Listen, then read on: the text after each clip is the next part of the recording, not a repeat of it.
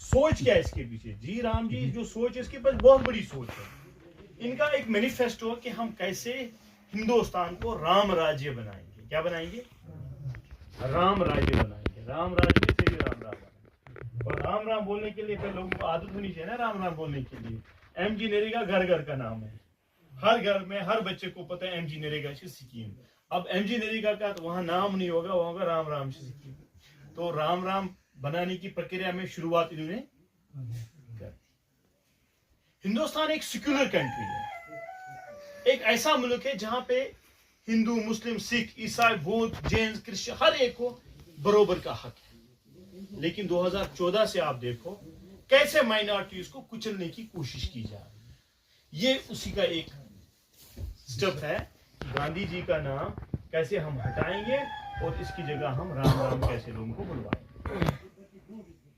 लेकिन हम राम राम नहीं बोलेंगे, हम इसको जी आर जी रखेंगे शॉर्टकट में। और क्या कर सकते हैं? जब कोई चीज थोपी जाती है ना तो फिर बोलना पड़ता है। लेकिन जरूरत नहीं है राम राम बोलने की, हम जी आर जी बोलेंगे। जी राम जी, आर को राम से ही बोल देंगे ना, तो हम ऐसे भी बोल सकते हैं। लेकिन कांग्रेस पार्टी की ये डिमांड है कि हम इस स्कीम का नाम वापस एमजी नरेगा रखें। इसके बाद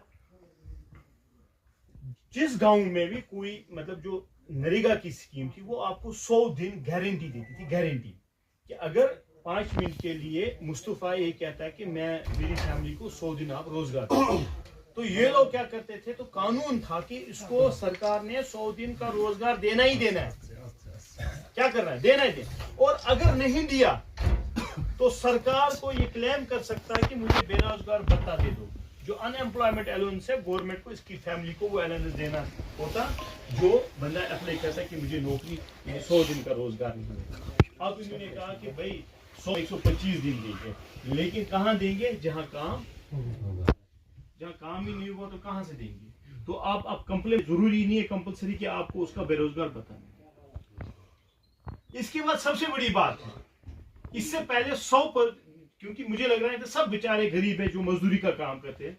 नरेगा में जब कोई काम करता था उसको लेबर की बात में कर रहा हूँ, फिर हम मटेरियल की बात करेंगे। लेबर की बात करते हैं, उसको 15 दिन में आ ही जाता था अपना जो लेबर का पैसा वो अकाउंट में आता था कि नहीं आता था?